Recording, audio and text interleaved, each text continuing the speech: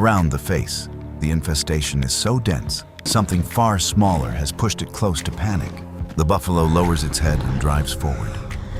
Its horns strike the trunk of a dry tree. The impact sends bark and dust into the air.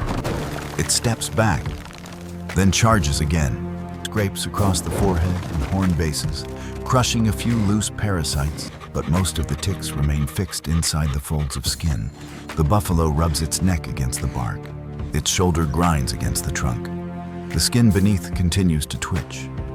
The relief lasts only seconds and drives its horns into the earth beside a termite mound. The mound collapses in chunks around its head. For a moment, the buffalo disappears inside a cloud of red dust. The animal charges through a wall of dense brush. Branches whip across its shoulders and neck. Thorns scrape the hide. Fresh leaves tear loose beneath its horns. The buffalo forces its way through, crushing stems and scattering insects into the air. But the deeper folds around the ears, chest, and belly remain untouched. The buffalo runs again. Its hooves strike the dry ground with heavy force. It lowers its head and crashes into another stand of green shrubs. Branches bend. Some break. The animal twists, rubs, and pushes forward until the entire bush is flattened beneath its weight. Still, the irritation does not stop. The buffalo drops suddenly to the ground. It rolls onto one side, then the other. Its back grinds against the hard soil. Dust rises around the body. The legs kick.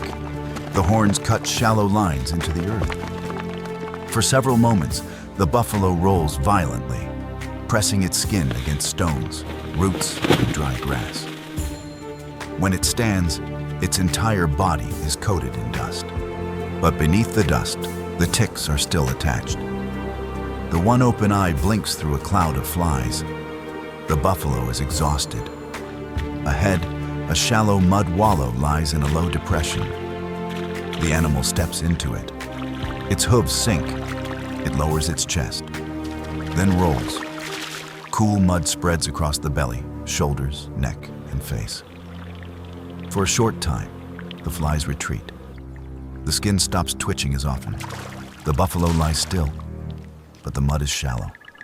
The sun is hot. As the animal rises, the wet coating begins to dry. Cracks form across the chest and flanks. The buffalo shakes. Pieces fall away. Beneath them, the ticks remain. Some are now trapped between mud and skin. The flies return to the eyes and horn bases. The wallow has cooled the surface. It has not removed the burden. The buffalo leaves slowly. Its steps are no longer angry. They are heavy. Beyond the grass, a river moves through the savanna. The buffalo reaches the bank and enters. Its front hooves break the surface. Below the water, small freshwater fish scatter into the murk. The buffalo takes another step. Water rises around the knees, then the belly, then the chest. Mud loosens from the skin and drifts away in brown clouds. The fish keep their distance. At first, when the buffalo stops moving, one fish returns. It circles near a rear leg. Then another appears. They approach cautiously, not because they understand the animal's suffering, but because the water has exposed something edible. Loose material, softened mud, and parasites within reach. One fish touches the skin. It pulls away. A small tick is gone. Another fish approaches the inside of the leg, then several more. Soon, a loose group moves beneath the belly and around the lower chest. The buffalo feels the contact. Its leg shifts. The fish scatter. For a few seconds, the water is empty again. Then the buffalo becomes still. The fish return, this time more quickly. One grips a tick near the lower belly. The first pull fails. The parasite remains attached. The fish turns and tries again. A short tug. The tick separates. The fish carries it away. Around the buffalo's four legs, more fish begin searching. Some remove loose debris. Others pull at accessible parasites. They are not cleaning the buffalo out of kindness. They are feeding because food is available. But for the buffalo, the effect may feel very different. The skin twitches less often. Its breathing slows. The animal remains in the river. Near the surface, several ticks cling to folds along the lower neck and jaw. A fish rises beneath them. It breaks the surface for an instant, snaps at one exposed parasite, and falls back into the water. Another follows. The buffalo lifts its head and shakes. Water and flies burst into the air. Then it lowers its face again. The cheeks disappear beneath the surface. The horn bases sink lower. Fish approach the jaw and muzzle.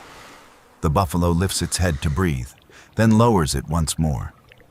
Each immersion exposes another section of skin. Each pause gives the fish another chance. Finally, the buffalo fills its lungs. Its body moves deeper. The shoulders disappear. Then the back. For a brief moment, almost the entire animal is beneath the surface.